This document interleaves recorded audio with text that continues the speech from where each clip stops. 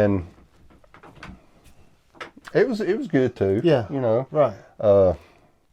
Then you realize all the things that your parents taught you or told you, warned you about. Yeah.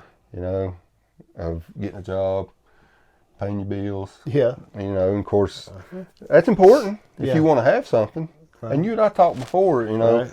if it's one of two ways. You either, if you want stuff, you got to work for it. Right. If you don't want anything, carefree, whatever, then you can choose that too. And I'm glad I chose the work part of it because I have just met so many different people. Yeah. And that's what I find most fascinating or fulfilling with the job I have now. Everybody that I've run across has been just great people. And, you know, we talking about supervisor and stuff. Back way before I ever met you, I would have never dreamed in this world that I would have ended up being a supervisor, much less a business owner. Right. You know, I never thought I had what it took. But you don't know till you try. You don't know till you give it a whirl sometimes, do you? That's right. And I think so many people live in fear. Yes, that is the biggest thing. And I know it's a real thing, okay? I mean, there's fear out there that drives the economy, fear that keeps... See, I believe fear and pride. Fear and pride keep the economy moving. Right. Okay. Yep. I mean, it's fear and pride, fear and pride, fear and pride, and it's just, and it's okay, but it does keep the economy moving all the time. Fear and pride. Well, you take, and this may be a touchy subject, but you take fear. How much fear has stifled people in standing up for what's right? Because there's a sacrifice for that. Right. If you still to stand up for what's right, well, you may lose what you have. Yeah. In order for that freedom. Right. You know. I'm in agreement with you.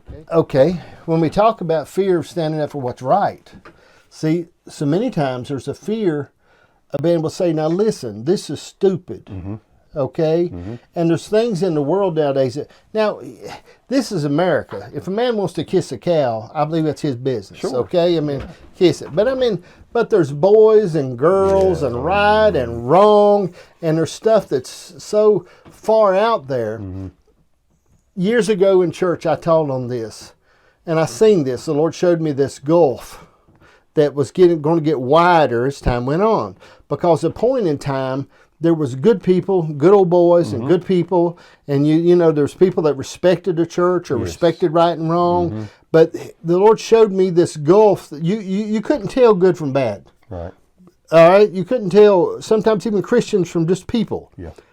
But it showed me the gulf that's getting wider.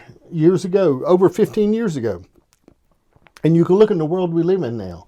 There are lunatics. Absolutely. On college campuses that are being taught lunacy and crazy things, and they're being taught those things, and they're taught that they're right. And I listen to them sometimes, and I listen to them on social media, and I think, how crazy of a human could you be? It makes you wonder, and myself, how I cannot wrap my mind around their thought process. Right.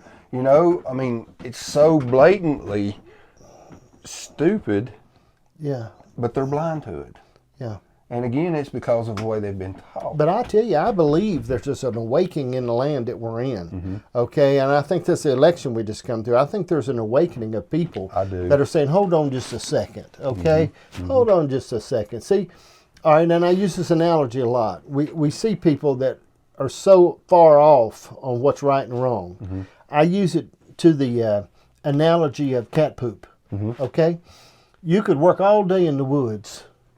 I mean, be up there in the pretty mountains and cutting trees and saying, man, what a beautiful day.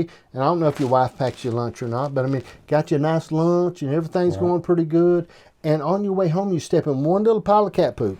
When you get home, that's all you're going to talk about. Or smell.